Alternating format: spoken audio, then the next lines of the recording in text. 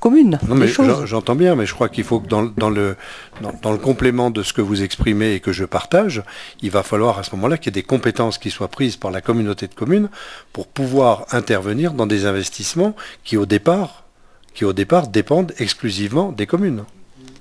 Non, mais moi je pense aujourd'hui au pluvial et assainissement, ça suffit pour bloquer un projet d'aménagement d'un village. Hein. Si la communauté de communes dit demain on n'a pas les moyens d'eux, c'est pas prévu, le projet forcément prend du retard ou est simplement soit ajourné, soit annulé. Sur l'assainissement, chaque année, il est demandé, avant de faire le budget, il est demandé. Alors, effectivement, c'est dans le cadre d'un budget prévu pour l'assainissement, et il y a 13 communes qui ont des projets, mais chaque année, il est demandé aux communes quel est leur programme. Alors, peut-être qu'il faut aller plus loin, qu'il faut avoir des perspectives à plus long terme que l'année qui est devant nous, voilà, mais en tout cas, chaque année, les communes sont sollicitées sur leurs projets d'aménagement des rues. Oui, Olivier. Oui, simplement parler de pacte financier, c'est très bien parce qu'effectivement c'est ce qu'on préconisait en 2014 déjà, mais le pacte financier pour moi il va beaucoup plus loin que ça, c'est-à-dire qu'effectivement il faut bien penser que la collectivité CCB aujourd'hui a un coefficient d'intégration fiscale très très faible, ça veut dire qu'on fait beaucoup pour les gens, mais les communes ne donnent pas assez à la collectivité CCB pour qu'elle puisse avoir les moyens de sa politique. Donc un pacte financier pour moi, c'est comptabiliser la globalité de ce que les communes peuvent disposer comme trésorerie et comme moyens financiers pour que peut-être la collectivité puisse pouvoir agir. Voilà, donc ça il ne faudra pas l'oublier. Je sais que ça va faire mal parce que c'est toujours difficile de dire moi j'ai 700, 800, 1 million, 3 millions de trésorerie, mais je ne les donne pas parce que je veux les garder pour moi. Et en contrepartie, on nous demande à la CCB de faire beaucoup pour la population, mais on n'a pas les moyens de le faire. Oui, puis je crois aussi qu'il y a derrière le projet que vous nous proposez, et que, comme je le répète, je partage, il y a d'abord l'élaboration d'un projet de territoire.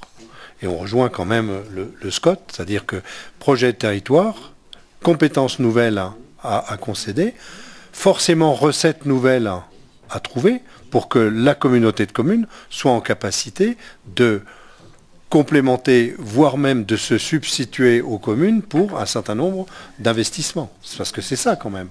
Hein. Et moi, je suis prêt au débat sur cette question.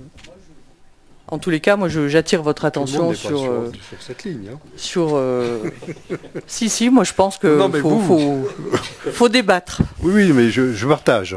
Mais le débat, je sens qu'il y a déjà certainement des réticences. Mais bon, un débat par définition, c'est voilà.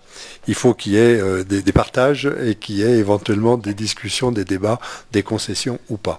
Mais sur le fond, je suis d'accord avec vous. Un projet de territoire bien établi, avec des objectifs et des moyens mis en place pour répondre à ces projets de territoire. Là-dessus, il n'y a aucun problème. Il ne faudrait pas qu'un projet communal soit simplement arrêté parce qu'on a oublié ou on n'a pas bien fait les choses ou par un manque de programmation qui fasse que la communauté de communes ne puisse pas, à l'instant T, financer l'assainissement ou voilà. C'est ce qu'on a fait avec les DSE où certaines communes ont anticipé le financement et la collectivité... Absolument.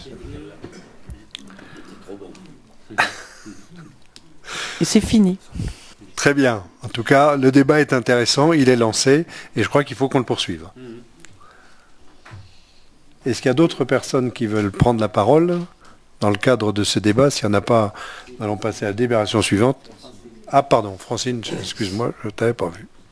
Merci. C'est un sujet beaucoup moins ambitieux et beaucoup plus anodin, mais qui me semble important. C'est pour ça que j'avais envie de le dire. Je me demandais s'il était possible... en termes de fonctionnement, de pouvoir proposer pour la confection des repas des crèches beaucoup plus de produits bio et des produits locaux.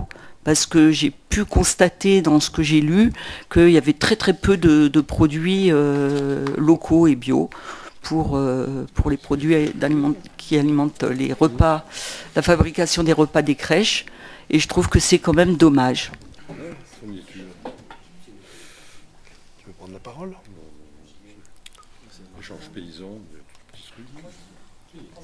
Oui, Anne-Marie. Oui, Francine, c'est quelque chose qu'on partage tout à fait et il va y avoir de nouveau un nouveau marché et je pense que c'est vraiment quelque chose, en tous les cas, sans parler du bio ou on peut parler de raisonner, de raisonnable et de produits locaux, mais je crois qu'aujourd'hui, effectivement, on ne peut pas ne pas se poser la question. Au sein du PETR, on travaille justement sur le système alimentaire territorial et d'essayer de faire que sur les 3 communautés de communes, il y ait justement des futures installations pour pouvoir avoir du bio et du local à disposition de l'hôpital, des cantines, des crèches, etc. etc. Donc la ville de Briançon a fait de gros efforts sur le sujet au centre Le Poire, qui portent leurs fruits, ça fonctionne. Après, on espère bien généraliser. Donc là, vous le savez, il y a le contrat de transition écologique qui est un peu en suspens. On va voir ce que ça va donner. L'objectif, c'est peut-être d'arriver justement à trouver des financements pour pouvoir produire plus localement. Hein. Notre autonomie alimentaire, elle est de 48 heures. Hein. Vous fermez la route. Et on n'a plus du tout de production locale, enfin quasiment plus. Et l'objectif, c'est de repartir sur de la production locale. Et là, il y a des projets sous serre qui sont envisagés. On rentrera plus dans le détail dans quelques mois. Vous en saurez plus, mais voilà, ça avance. Il y a des projets dans ce sens-là. Je rajouterai pour Francine Dardenne, si elle a bien lu le départ de... Hein, il y avait des attributions de marché qui avaient été décidées. Il y a un peu de produits bio. Un peu, mais on ne trouve pas tout ici. Quand on fait des appels d'offres, et malheureusement, il y a échange paysan, et puis ça s'arrête là à peu près. Hein. Et puis il y a un peu de produits bio aussi avec abeilles, mais c'est tout. Hein. Donc voilà. Il faut installer des agriculteurs. Ouais, ça ne peut que s'améliorer. Voilà. On peut y arriver, puisque Briançon y arrive. Ouais. Bien, après cette remarque fondée et pertinente, donc il n'y a plus de débat, nous passons à la délibération suivante, qui est l'autorisation de dépenses d'investissement pour la sécurisation de la route de Maison Blanche. Monsieur Olivier Font. Oui, donc au niveau du contexte, en 2017, les études de requalification de la route des Maisons Blanches ont été conduites. Cette voie constitue l'artère principale de la zone d'activité et ne dispose d'aucun trottoir. Son éclairage public est désuet, les arrêts de bus de mauvaise qualité qui présentent un caractère accidentogène. Le programme de réhabilitation prévoit de recalibrer la voie, de créer et sécuriser les cheminements doux, piétons et cyclables, d'améliorer les arrêts de bus existants, d'enfouir les réseaux et améliorer l'éclairage. Montant prévisionnel de l'opération s'élève à 510 000 € hors taxe, initialement prévu en 2 tranches, hein, c'est donc une opération qui avait déjà été validée. L'opération est finalement envisagée en une seule tranche afin de bénéficier d'une subvention régionale de 100 000 € qui a été obtenue. En complément, 85 000 € ont été sollicités auprès de la DETR et 50 000 € auprès du département. Fin 2017, la consultation pour la maîtrise d'œuvre a été engagée. Afin d'assurer la réalisation de cette opération dans l'année 2018, il est nécessaire de démarrer la mission de maîtrise d'œuvre rapidement, afin que la consultation des entreprises puisse intervenir fin février, début mars, et que les travaux débutent en mai. Et donc, compte tenu de ce qui vient d'être dit, le conseil communautaire sera appelé à constater que pour l'opération 147 ZA Briançon, l'Assemblée délibérante peut autoriser l'ouverture de crédits budgétaires préalablement au vote du budget et conformément aux éléments indiqués dans le tableau qui vous a été communiqué. Donc les crédits inscrits en reste à réaliser ne doivent pas être retenus pour déterminer le quart des ressources susceptibles de pouvoir être engagées, mandatées et liquidées par l'exécutif avant le vote du budget. Et on souhaite effectivement autoriser le président, avant l'adoption du budget primitif, à engager, liquider et mandater les dépenses d'investissement relatives à l'opération Z à Briançon dans la limite de 10 000 €. Dire que ces crédits seront portés au budget primitif, bien sûr, 2018 du budget général. Je voudrais simplement préciser que les 85 000 € de DETR ne doivent pas impacter la DETR de 2018, puisque c'est un engagement que nous avions eu avec Madame la sous-préfète concernant cette opération, qui est liée quelque part, même de manière très importante, à la réalisation du centre d'incendie et de secours de la Grave. Puisqu'il y a eu des obligations de surcoût liées à des obligations faites par l'architecte des Bâtiments de France, qui font que ça va coûter 85 000 de plus, et il a été prévu, comme dans le but de la budgétisation, il n'était pas possible d'affecter ces 85 000 directement, de les affecter sous une autre forme, sur un secteur où a priori on n'aurait pas eu de DETR, mais cette DETR ne doit pas venir impacter la DETR 2018 de la communauté de communes. Voilà, je tenais à le préciser parce que c'est important.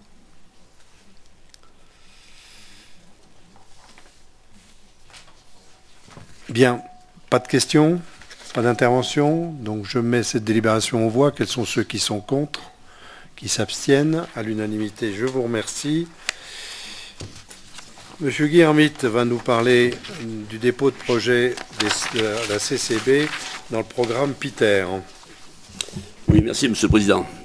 J'espère que vous me donnerez l'occasion d'évoquer la participation de Richard Jouve, enfant de la vallée de la Clarée et du Briançonnais. Mais il n'y a pas de problème pour la performance que nous qu'il a. l'avons déjà fait pour certains depuis quelques moments, et puis que vous l'avez fait dernièrement dans le journal et sur Twitter et sur tous les réseaux possibles et imaginables, et vous avez bien fait. Non, mais la performance, elle appartient aux champions. Oui, bien sûr, mais on peut le soutenir. Et voilà, et l'accompagnement que nos collectivités locales, y compris la communauté de communes, doit faire, c'est bien au moment où ils réalisent ces exploits que nous devons les saluer.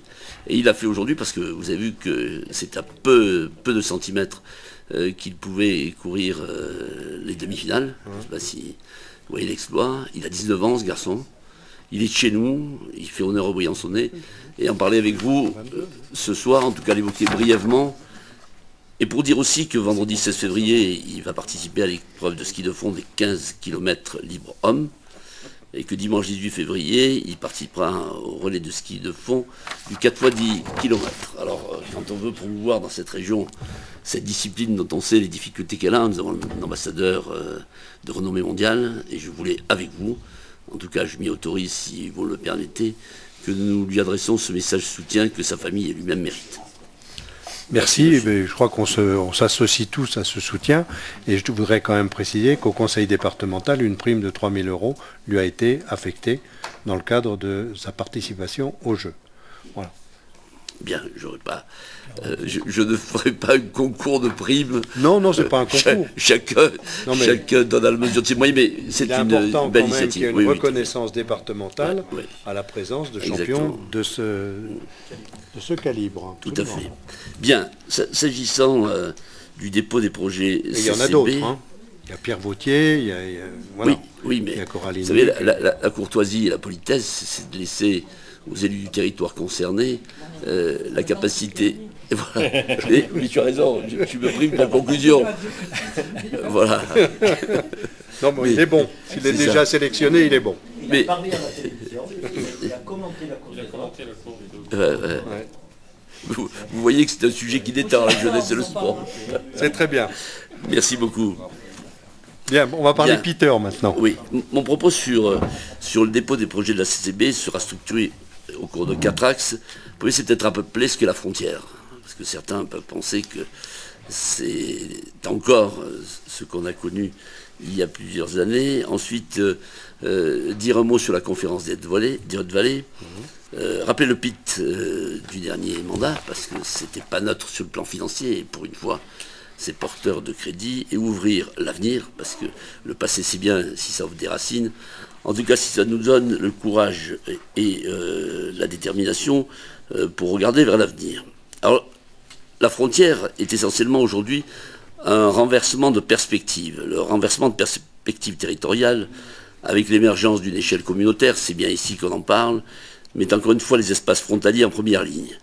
Plus qu'ailleurs, il signifie un renversement dans les fonctions et la définition des espaces. L'espace frontalier orienté à 180 degrés devient un territoire transfrontalier organisé et orienté à 360 degrés. La frontière cesse d'être strictement une ligne pour devenir un espace transitoire d'amplitude variable entre deux ordres nationaux. Et c'est important, pour de multiples raisons, parce que nous la vivons, nous, ici, en Briançonnais, tous les jours. Partant de là, en 2007, ici, à Briançon, et dans ce contexte, les Hautes-Vallées ont été créées. Je ne reviens pas dessus, c'est le Briançonnais, c'est les Écrins, c'est le Queyras et la Maurienne, bien évidemment du côté français, et essentiellement les communautés de communes du côté italien. Elles se sont donné deux objectifs. Permettre un meilleur partenariat à travers un organisme de coopération juridiquement reconnu, parce que c'est essentiel.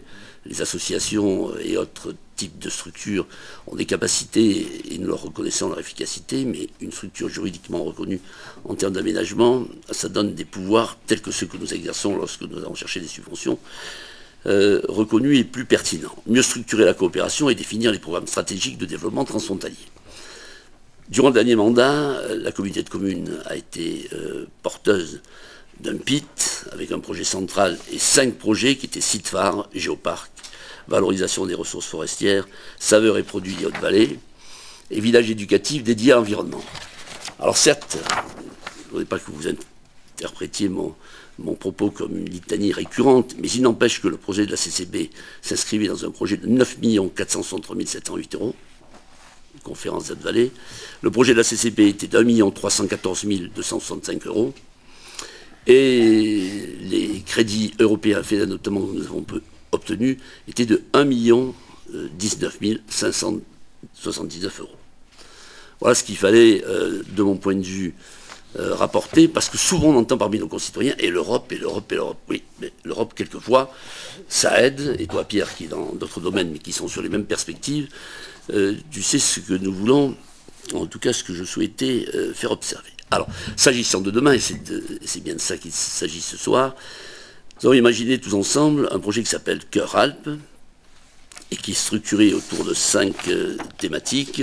Ces 5 thématiques étant essentiellement celles qui portent sur l'innovation, la résilience, la mise en commun et le caractère social des perspectives que nous allons assigner à ces programmes. Le choix a été fait par le bureau de la conférence des Hautes-Vallées de déposer au 15 janvier les projets 1, 3 et 4. Et pour ce qui concerne le mois de juin, de déposer ceux qui sont bien évidemment en intermédiaire, le 2 et le 5.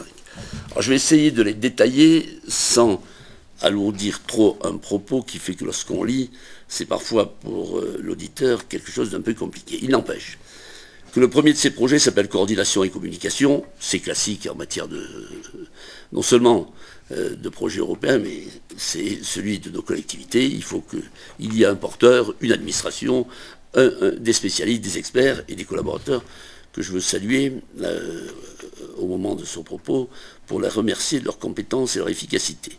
Il se trouve que dans ce cadre du projet de coordination, le budget de la CCP sera de l'ordre de 100 000 € sur un projet global de 505 058,82 € et que le montant des subventions attendues sont 85 000 € au titre du FEDER et une contrepartie nationale de la région Provence-Alpes-Côte d'Azur à hauteur de 15 000 €.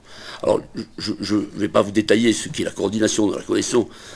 En toute état de cause, et très simplement, c'est l'élaboration et déclinaison d'un plan de communication qui fait connaître à nos populations et aux administrations concernées le travail et l'objet de ce PITER. Une démarche de qualité autour du PITER avec des systèmes de contrôle de qualité, ça paraît d'une évidence absolue dès lors qu'on parle de respect de l'environnement, d'économie territoriale, et j'en passe. Une synergie de projets, bien évidemment, dans le secteur frontalier. Il faut que ce qui est fait d'un côté de la frontière trouve un écho de l'autre côté de la frontière pour assurer l'efficacité auprès des populations. Et évaluation et structuration d'un territoire transfrontalier des Hautes-Vallées, puisque comme vous le savez, après j'ai quitté mes fonctions volontairement de la présidence des Hautes-Vallées, je l'ai fait parce que j'estimais urgent de créer un GECT, un groupement européen de coopération transfrontalière, qui lui avait des pouvoirs supplémentaires à la conférence des Hautes-Vallées, était capable d'une dynamisation, et je rejoins d'une certaine manière Anne-Marie quand elle évoque ce qui peut être ses perspectives d'anticipation pour faire en sorte qu'on puisse tous ensemble, à défaut de réserver, mais anticiper les moyens financiers d'accompagnement, même si je dirais qu'ils relèvent des strictes compétences de chacun. On peut participer sur ce sujet, n'est-ce pas? Je vous en prie.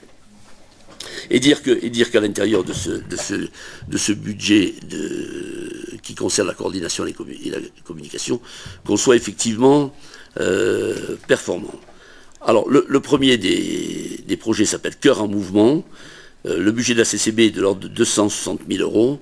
Nous attendons 221 000 euros de FEDER et 39 000 euros de contrepartie nationale de la région Provence-Alpes-Côte d'Azur pour un projet global de 1 764 705 euros 88. Alors l'objet de ce projet est de rendre le cœur des Hautes-Vallées plus accessible au-delà et par-delà les frontières en développant des solutions de connexion entre les territoires et de mobilité durable. Il s'agit d'intégrer l'accessibilité de l'extérieur et l'intermodalité déjà structurée sur le territoire avec une mobilité interne plus efficace et plus douce. On a tenté tous ensemble, dès lors que nous avons porté avec le conseil départemental les projets de navette de Suse à Briançon-Serre-Chevalier, quand nous l'avons fait de Modane pour la même destination, et avec le TGV dont on sait aujourd'hui ce qu'il apporte en termes de clientèle, puisque les coefficients de progression que nous enregistrons sont aujourd'hui extrêmement significatifs, que ce soit sur Montgeler ou que ce soit sur Briançon-Serre-Chevalier. Alors pour faire... j'ai pas tout à fait suivi le canevas, parce que je préfère ce qui concerne l'application au terrain du discours qu'on peut avoir. Donc les objectifs attendus, essentiellement envers la navette Haute-Clarée, développement d'une partie d'itinéraire le plus fréquenté, 25 000, et Jean-Louis, tu me reprends si d'aventure la synthèse que j'ai fait des chiffres peut-être à apprécier. En tout cas, la plus fréquentée, 25 380 voyageurs en 2017 en bus hybride, et améliorer l'expérience client en proposant des services connexes innovants, notamment en matière de communication, limitation du temps d'attente et autres. Mise en œuvre pour l'été 2018, c'est-à-dire que c'est immédiat. Pardonnez-moi, définition d'un schéma de mobilité, mise en œuvre en 2018, et pour le coup, tout autour du col de l'échelle de la gare, et tout à l'heure tu parleras de Telt, et je suis convaincu, pour avoir partagé avec toi, que cette perspective doit être largement anticipée, et que ce soir, ton intervention va être en complément, en tout cas éclairer ce qui est l'ensemble du projet. En plus, expérimentation pour la mise en place de matériel innovant, connecté à la mobilité douce, vélo, convoiturage. Et cet après-midi, j'ai visité le directeur pas du CIEB, directeur syndicat de la Fédération départementale d'électricité. Il me disait être en recherche d'un dispositif numérique capable de mailler le territoire de 4 départements. Oui, c'est effectif.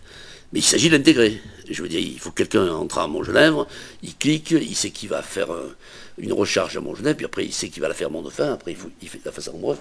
Parce que sinon, c'est nous-mêmes, pas un déficit, mais en tas de cause, une adaptation pas suffisamment rapide, qu'on évite le développement des voitures et surtout des vélos. Parce que même si les RAC, c'est ce que j'ai appris, sont à la charge des communes, rien n'empêche qu'avec la CCB, et c'est peut-être que Anne-Marie disait tout à l'heure, on puisse créer un programme appuyé ou... voilà. Oui, mais la recharge rapide, c'est pour l'instant un peu cher. Bien, voilà pour le premier projet. Le second, Cœur solidaire. Donc ce projet, à l'échelle des Hautes-Vallées, de 1 764 705,88 euros. Le budget de la CCB, quand traduit, est de 350 000 euros. Et nous recherchons 297 500 euros de subvention FEDER et 52 500 de contrepartie nationale de la région Provence-Alpes-Côte d'Azur. Donc ce projet vise à créer les conditions pour que les populations des Hautes-Vallées bénéficient de services au public de qualité. L'innovation sociale relève d'une volonté de garantir des services qui avoisinent les standards urbains, en intégrant les spécificités des zones de montagne. On s'est toujours battu pour ça, notamment parce que nous sommes loin de l'université et de tout ce qui sont les grandes écoles, et pourquoi pas pour nos enfants. L'idée est donc d'expérimenter des solutions pilotes avec des organismes gestionnaires compétents dans divers domaines, sanitaires, sociaux, culturels, et dans divers contextes territoriaux, haute, moyenne et basse vallée, puisque les attentes ne sont pas les mêmes. En tout état de cause, les nécessités se font jour à ces trois espaces et avec des liens centre-périphérie à innover. L'objectif attendu par la CCB, c'est la création d'un espace public numérique. C'est en cours, on va en discuter probablement au comité de pilotage c'est de demain, je crois, c'est ça. Donc, un espace public numérique nouvelle génération, à l'attention des citoyens et visant l'éducation populaire via le numérique. Promouvoir l'éducation populaire en maintenant les offres à destination des citoyens, cybersat, bibliothèque, on l'a déjà, bien évidemment, mais il faut le moderniser. Proposer des lieux d'apprentissage et d'accompagnement. Si vous m'y autorisez, nous avons signé, et Briançon l'a fait aussi, une convention avec la fédération, et je suis très militant dans ce qui est le souci que nous devons avoir de l'apprentissage. Voilà. Parce que les perspectives de l'avenir de nos enfants, au seul métier qui tourne autour des domaines skiables, moi ça me va bien, je devrais faire mieux et plus, mais si on peut leur donner une palette un peu plus élargie de métiers dont aujourd'hui on ne les a pas à disposition, véritablement, moi à la périphérie de Briançon, quand on sollicite simplement une tâche de petit artisanat, où on la fait soi-même, ou on la fait pas du tout, quoi. Et aider nos enfants, en tout cas ceux qui sont en âge d'apprendre, ça me paraît être utile de l'intégrer dans ce projet, puisque nous pouvons bénéficier de subventions. Création de plateformes de capitalisation et retour d'expérience, création de plateformes de mise en réseau des acteurs. Et puis disposer d'un espace ouvert au public afin de présenter les principaux projets et initiatives numériques sur le territoire, proposer la fabrication d'objets en s'appuyant par exemple sur des imprimantes 3D, proposer des lieux d'échange de communication. Les communes concernées, alors là je suis navré, on n'a pas de candidat, en tout cas pas de candidat identifié. Alors moi je fais appel à tous ceux qui sont autour de la table, parce qu'il est beau de parler de progrès et d'innovation et autres, mais il est aussi intéressant de regarder chez nous, et on les avait il y a quelques années. Vous savez, dans un certain domaine, quand on avait installé dans chaque commune 1 ou 2 ordinateurs, il est peut-être aujourd'hui intéressant de regarder si on ne peut pas installer de la même manière. Mais c'est simplement une idée en l'air, je veux dire. Mais je ne peux pas, en tout cas parce qu'à l'administration, je me tourne vers la directrice générale, vous dire qui est intéressé, en sachant que la MJC de Briançon a fait acte de candidature et dont on peut compter quel sera cet élément porteur et j'allais dire générateur d'initiatives dont on a besoin. Alors j'en étais où là, si je ne mets pas de... non mais c'est pas ça, c'est le nombre de projets. Je vois que c'était le dernier. Non, on a le projet. Projet 4. Il y a le projet 4, exactement. Le projet 4. S'agissant du projet Cœur Résilient, le projet global est de 2 618 470,59 € au niveau de la conférence des Hautes-Vallées. Le budget de la CCB est de 217 000, sachant que nous aspirons à toucher 184 450 € de FEDER et des contreparties nationales à hauteur de 32 550.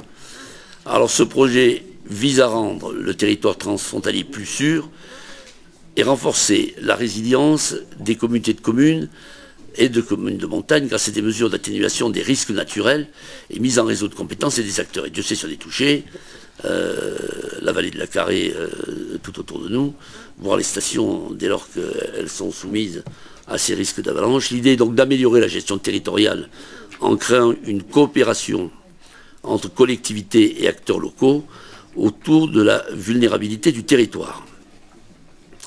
Le risque hydrologique est partagé dans les Hautes-Vallées. Son impact continue à rendre le territoire plus vulnérable et moins attractif. Alors, quels sont les objectifs de la CCB? C'est prévenir pour mieux réagir. Dans la vallée de la Carrée et en vallée étroite, en raison des enjeux humains et des infrastructures présentes, de la violence des événements passés en termes de risques naturels et de leurs conséquences, une étude de définition des systèmes d'alerte innovants doit être faite en tenant compte des nouvelles technologies et assurer le suivi de la mise en œuvre de ces derniers. Le commentaire, c'est qu'une alerte exacte reçue à temps, accompagnée d'une information correcte sur l'événement et suivie d'une bonne interprétation, peut décider de la survie économique ou de la ruine des individus comme des collectivités et des aménagements. Donc les communes concernées, la vallée de la Carrée, et j'entends que ce projet nous intéresse particulièrement, Jean-Louis, tu le sais, et aller chercher ce qui peut nous permettre d'équiper discrètement, en respectant l'environnement de notre montagne, de capteurs suffisamment performants pour prévenir, est un des objectifs qui me semble intéressant à ce niveau. Le 5e projet, c'est toujours du cœur, mais c'est bien, pour une fois qu'on en parle, le projet Cœur Innovant. Alors, Cœur Innovant,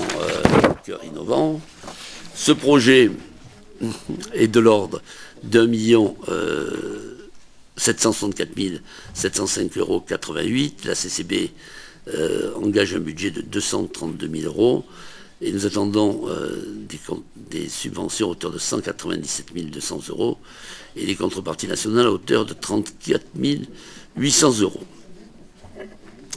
Alors, je vous passe ce qui est aujourd'hui la dialectique à la mode, pour dire très simplement les objectifs attendus par la CCB.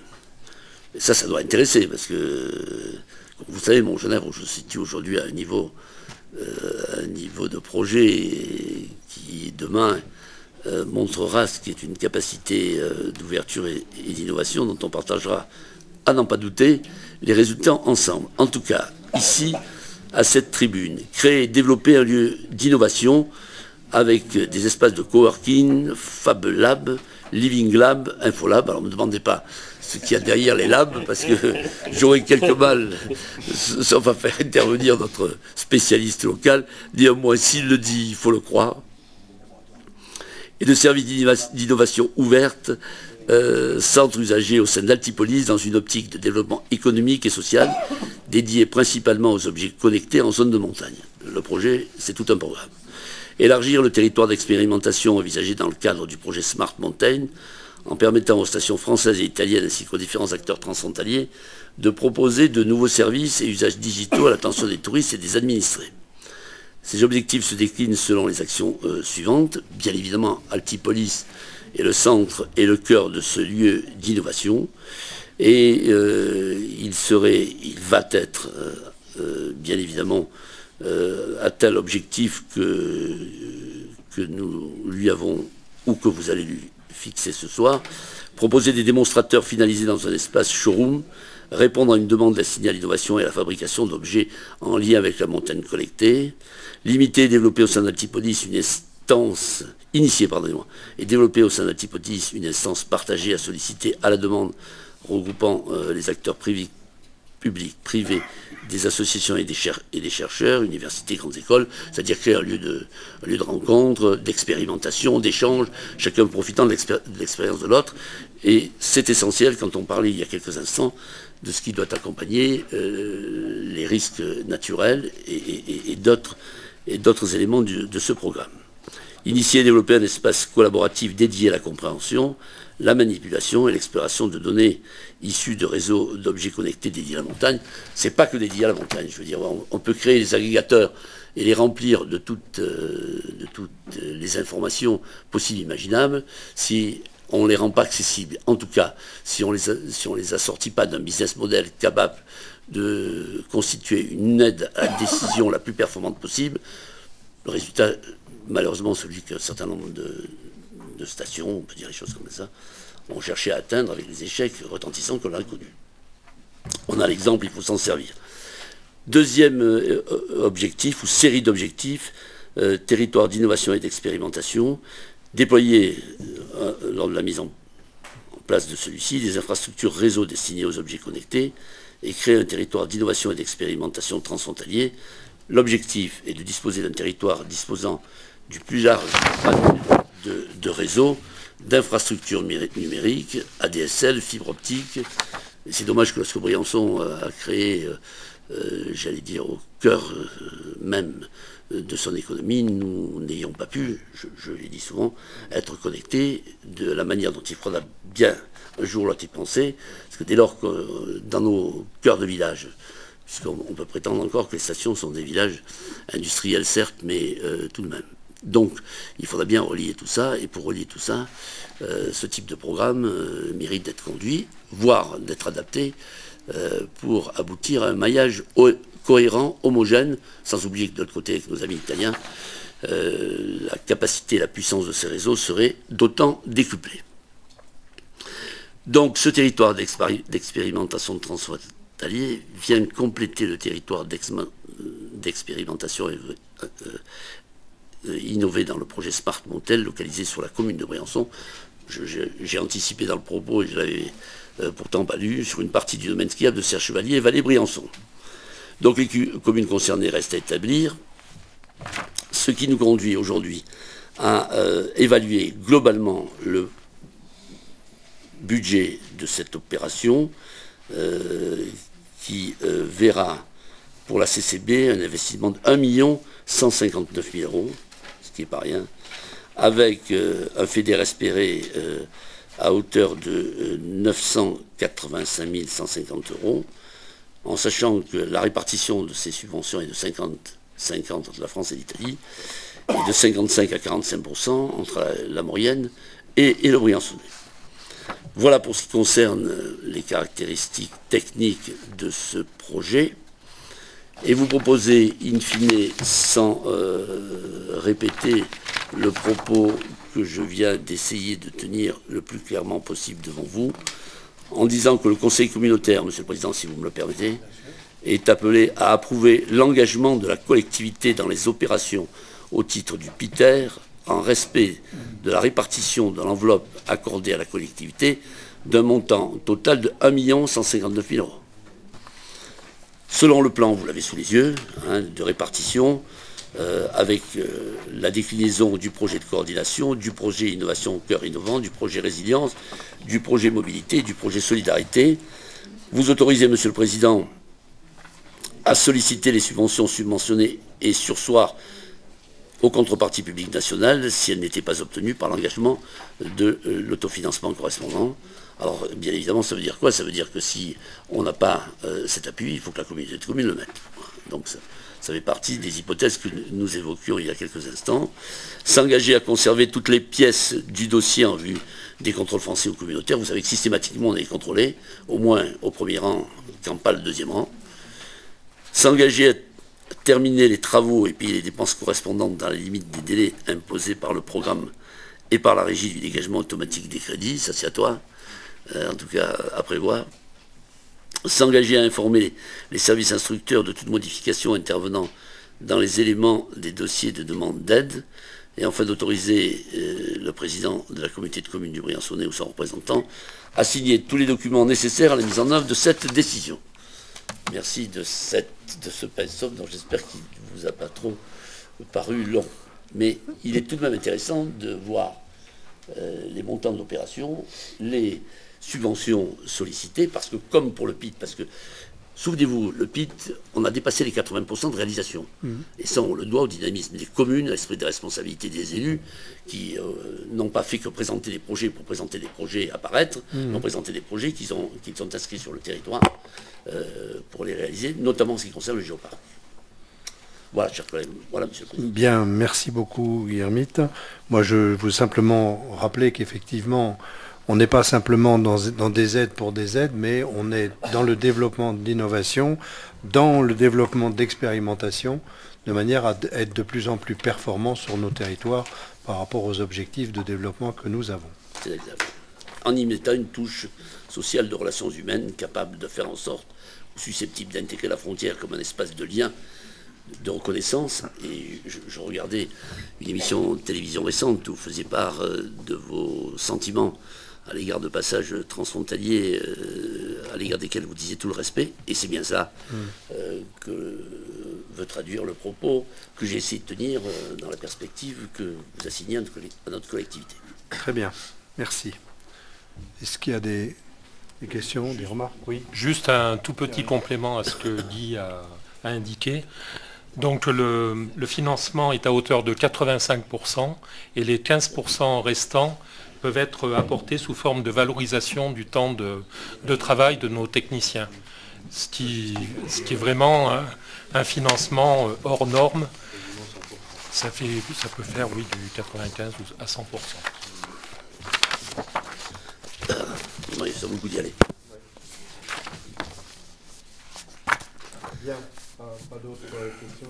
Si j'ai juste une question. Et les subventions pour les PIT précédents, elles ont été versées relativement tôt ou il faut attendre un laps de temps important qui fait qu'il y a un décalage par rapport à la gestion de la CCB?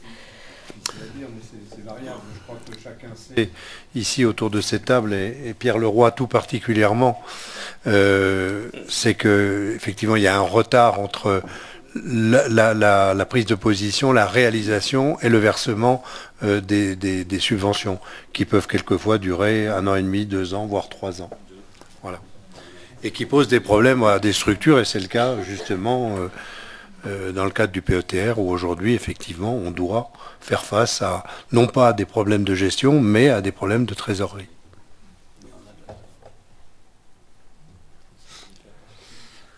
Voilà, s'il n'y a pas d'autres questions, je vais mettre cette délibération en voie et remercier Guermite pour cette présentation.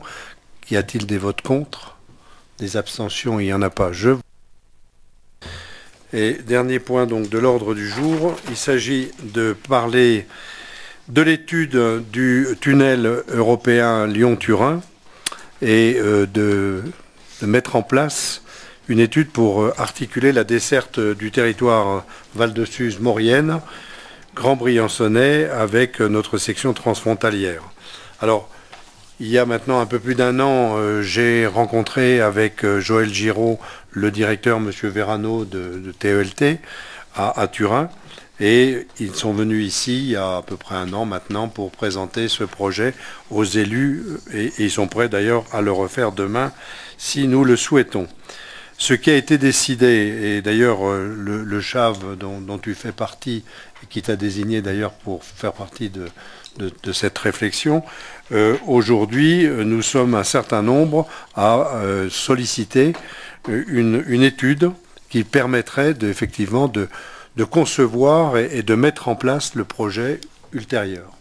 Donc on va vous présenter le projet TELT, mais c'est vrai qu'on ne peut pas rater le rendez-vous de 2029, qui sera un rendez-vous de la réalisation d'une liaison avec l'ensemble des pays de l'Europe, aussi bien du nord que de l'Angleterre que même de l'Espagne, par l'intermédiaire de ce canal TGV, et qui aboutira à Suse. Et donc, il faut que nous réfléchissions dès maintenant sur les moyens à mettre en œuvre pour que les gens qui arriveront à Suse de tous ces horizons que je viens de définir puissent effectivement rejoindre nos stations, nos territoires, de manière à ce qu'on ne soit pas coupé d'un axe et d'une vitalisation particulière. Alors, nos amis de Modane seront moins affectés que nous parce qu'il y a une gare à Saint-Jean-de-Maurienne et que donc la liaison pourra se faire facilement entre Saint-Jean-de-Maurienne et Modane. Par contre, nous, si nous ne prenons pas les précautions dès à présent, et nous et nos collègues italiens de Sestrières en particulier, si nous ne prenons pas, alors quand je dis nous, c'est pas seulement Montgenèvre, Serre Chevalier, c'est aussi Puy-Saint-Massan, les Ors, le Vars, enfin toutes les stations du Nord, de manière à ce qu'on mette en place un réseau, soit ferré, soit alors en utilisant ce qu'on appelle la ligne historique, la vieille ligne, pour acheminer depuis la gare, de la nouvelle gare, jusque sur Oulx ou Bardonnecchia, ou alors de mettre en place un système de car qui éviterait une rupture de charge, mais s'assurer quand même que cette ligne sera construite et gérée au niveau transfrontalier. Voilà. Donc on va vous passer quand même la carte donc du réseau, le trafic qui a été marchandises transalpin. Aujourd'hui, donc, on constate qu'effectivement, il y a une forte prépondérance du transport par la route entre la France et l'Italie. Le tunnel Cavour, un des plus anciens des Alpes, qui a été conçu en 1856, culmine en 1335, ce qui veut dire qu'on peut faire des pentes assez importantes quand même. Donc voilà ce que j'évoquais avec vous tout à l'heure, le maillage du TGV qui va du nord de l'Angleterre dans la région de l'Irlande, et puis ensuite de Danemark, Suède, et de l'Europe du Sud par le biais de l'Espagne et du Portugal, et tout ça va confluer et passer par Turin pour ensuite se disperser sur l'est de l'Europe. Donc on s'inscrit là dans un projet qui est un peu plus large, hein, qui a déjà des réalisations, que ce soit le Brenner, le Gotthard, le Lötschberg, qui sont des tunnels qui aujourd'hui sont déjà efficaces, avec un Brenner qui fait 56 km, un Gotthard 57 km et le Lötschberg 36 km. Donc le tunnel de base du Mont-Cenis, dont celui qu'on évoque aujourd'hui, sera du même ordre puisqu'il est de 57 km 500. Voilà le projet global tel qu'il est envisagé aujourd'hui, donc il va se joindre à la ligne TGV qui est près de l'aéroport de Saint-Exupéry. Et donc c'est file ensuite sur Chambéry, et ensuite pour aller passer par sous le Mont-Cenis et aboutir à Suse. Alors là, on ne sait pas encore si ce sera Bussoleno ou Suse. Bussoleno, ça serait mieux pour nous, parce qu'on pourrait rejoindre directement la ligne historique. Oui, si tu bientôt. Je t'en prie. En fait, la ligne à grande vitesse, elle passe sous Mont-Cenis. Et la ligne authentique, elle passe en direction de Modane. Et l'objectif, tel que vient de l'expliquer le président, c'est que la ligne à grande vitesse, elle, ne s'arrêterait pas dans le secteur, et l'ancienne ligne serait utilisée comme omnibus entre Suse et Modane, et à nous d'essayer de récupérer une sortie entre ces deux gares, dès lors que Suse, enfin, leurs demandes sont approuvées, Modane aussi, mais les nôtres en direction de Briançon méritent d'être affectées. Et heureusement, il y a Sestrières à côté. Oui, exact. Alors là, vous avez les temps de parcours, et c'est quand même assez fabuleux de voir les temps de parcours qu'il y a entre la future gare de Suse internationale et puis Londres. On sera à 5 heures de Londres, à 4 heures de Bruxelles, à 3 heures de Paris. Enfin, on est dans un espace de mobilité qui n'a plus rien à voir avec ce qu'on a connu jusqu'à présent. 2 heures de Marseille. 2 heures de Marseille. Énorme. En passant par En passant par Lyon. Énorme. Voilà. Donc là, voilà une explication un petit peu, enfin une présentation du tunnel, avec sa nouvelle gare, avec ses zones de sécurité, avec ses raccordements à la ligne existante, à Modane, voilà, que vous avez en marron clair, la fameuse ligne historique dont je vous parlais tout à l'heure, et qui a un avantage: si la gare n'est pas à Suse mais à Bussoleno, on est directement sur la ligne historique. C'est-à-dire qu'il n'y a pas besoin de rupture de charge, on sort du train, on passe dans un autre train pour arriver à Oulx, Bardonnecchia. Et ça, c'est la gare de Saint-Jean-de-Maurienne qui va permettre à Modane d'avoir un avantage sur nous, c'est que lui sera directement branché sur la ligne historique. Voilà ce que nous pouvions vous présenter. Et donc là, on a effectivement un rendez-vous important à ne pas rater, puisque la date de percement, de fin de percement du tunnel et sa mise en service, c'est 2029, c'est-à-dire demain. Voilà. Oui, je t'en prie. Ce soir, on ne rentrera pas dans le débat du Lyon-Turin. C'est pas l'objet. Et puis il y a le principe de réalité. Et en effet, si le Lyon-Turin se réalise tel qu'il est prévu, il y a des rendez-vous qu'on ne peut pas louper. Donc moi, je comprends la préoccupation de demain, là, en tout cas d'aujourd'hui, pour que l'avenir soit préservé de nos territoires. Ceci étant, il ne faut pas qu'on perde de vue notre ligne, là, qui est chez nous, là, aujourd'hui, et qui est en grand danger Et même s'il y en a qui baissent les bras, je pense que justement il ne faut pas qu'on baisse les bras. Et il faut qu'on continue à se battre sur cette ligne, parce que l'avenir nous donnera raison. Et moi je pense qu'il faut qu'on continue vraiment à dire notre point de vue sur ce sujet-là, que ce soit sur les trains de nuit, que ce soit sur les trains supplémentaires, que ce soit sur les TER, que ce soit avec l'État ou avec la région. Je pense qu'il faut qu'on continue à marteler notre position sur ces trains. Alors, évidemment, ce soir, il n'est pas question de l'un ou de l'autre. Moi, j'insiste juste parce que je pense que c'est un rendez-vous qui est vraiment important. Il faut qu'on continue à dire notre point de vue. La semaine dernière, j'étais à Paris, donc à l'Assemblée nationale, justement audité pour le contrat de transition écologique. Je ne sais pas si vous avez vu l'article dans le Dauphiné. Et mon discours, ça a été de dire, mais attendez, signer un contrat de transition écologique sur notre territoire au moment même où on dézingue le train de nuit, les trains supplémentaires, il y a une incohérence qui fait que c'est difficile pour nous de signer. Qu'est-ce qu'on va dire aux citoyens, qu'est-ce qu'on va dire aux socioprofessionnels aujourd'hui où il y a des centaines, des milliers de touristes qui ne peuvent plus venir chez nous à cause d'une politique qui ne convient pas à notre territoire. Et ça, moi, je pense qu'il faut qu'on continue à se battre sur ce sujet-là. Donc j'étais accompagné de Joël Giraud lors de cette entrevue. J'ai encore insisté, ça n'a pas nécessairement beaucoup plu à l'État, parce qu'on remet le doigt dessus, mais je pense qu'il faut qu'on continue à se battre aussi sur ce sujet-là. Je partage totalement. Je crois que la présentation qu'on vient de faire, c'est 2029. De 2018 à 2029, il faut qu'on vive et il faut qu'on continue à développer la possibilité de venir sur notre territoire par les lignes historiques. Je rappelle qu'effectivement, il y a des investissements lourds qui ont été faits entre Guillestre et Briançon de l'ordre de 20 millions et qu'aujourd'hui, on a mis en place des cars pour remplacer le train. Il y a des aberrations. J'ai proposé d'ailleurs au maire de Gap, le maire d'Embrun, le maire de Guillestre, de signer avec moi une pétition en direction de la SNCF, en direction de la région, parce qu'effectivement, aujourd'hui, on constate qu'on se désengage vis-à-vis d'une possibilité d'accéder à notre territoire qui est extrêmement important. Voilà.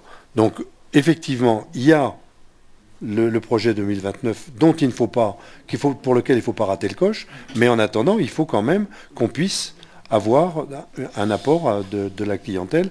Alors c'est vrai qu'il y a quelques années en arrière, les trains de nuit, c'était jusqu'à 10 trains de nuit qui arrivaient à Briançon. Aujourd'hui, il y en a un et il est même question de le remettre en question. Donc c'est absolument dramatique.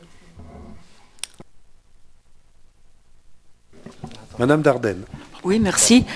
Moi aussi, je voulais insister sur cette problématique parce que là, ce qui nous pend au nez, c'est qu'à la fin de l'année, on n'est plus de train de nuit. Donc je ne sais pas si vous avez suivi ce qui a pu se passer ces derniers temps et notamment le week-end dernier, mais je pense que c'est vraiment dramatique. Nous on reçoit par l'Office du tourisme ou directement à la commune des courriers et des appels à l'aide pour nous dire que voilà, on a réservé pour venir à Briançon pendant les vacances, mais on ne peut pas repartir parce qu'on n'a pas de train, parce que les trains sont bondés, parce qu'il n'y a plus de réservation possible. On a de plus en plus de difficultés pour venir jusque dans vos stations. On va changer de station. On est une famille de tant d'enfants, voilà, ou des groupes, enfin des amis. On a l'habitude de venir ici depuis X années, mais on ne peut plus venir parce qu'on n'a plus de train de nuit. C'est tout le temps qu'on reçoit des courriers comme ça en ce moment. Donc moi, je suis assez désappointée par rapport à ça. Sur l'étoile de Veynes, pour notamment sauver peut-être la ligne Gap Grenoble, des actions doivent se monter dans le courant des vacances de février.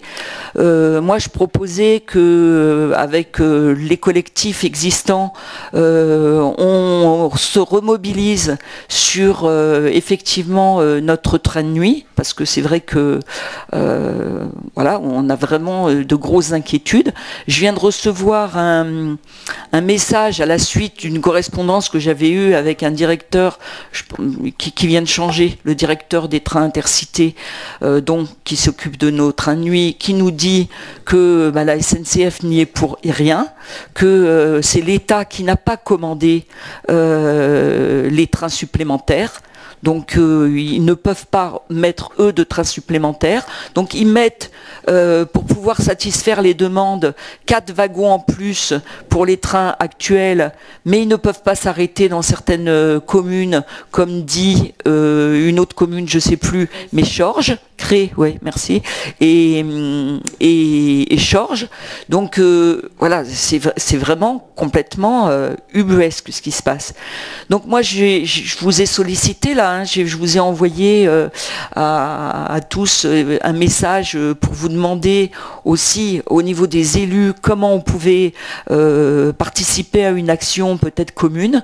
Moi, je suis un petit peu dans l'expectative par rapport à ça, parce que me remobiliser avec les associations, avec les usagers, pour leur demander de signer des pétitions, ce qu'on a déjà fait, si les élus de notre territoire, et puis plus largement hein, du pays, j'incrimine pas uniquement les élus de la CCB, mais c'est l'ensemble du nord du département et même de tout le département. Si les élus ne se mobilisent pas aujourd'hui, et l'ensemble des élus, moi je suis un petit peu désespérée aujourd'hui.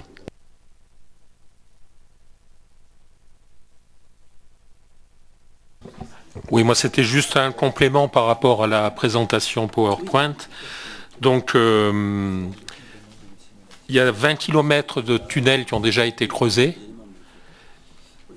Il y a 1,4 milliard d'euros qui ont été dépensés. Et il reste 8,6 milliards pour finaliser le projet. Donc c'est quand même un projet assez astronomique. Et autre élément important, c'est que TELT sera donc le gestionnaire du nouveau tunnel, mais également gestionnaire du tunnel historique, puisqu'ils ont besoin de conserver en état ce tunnel historique, ce qui est plutôt une bonne chose pour nous.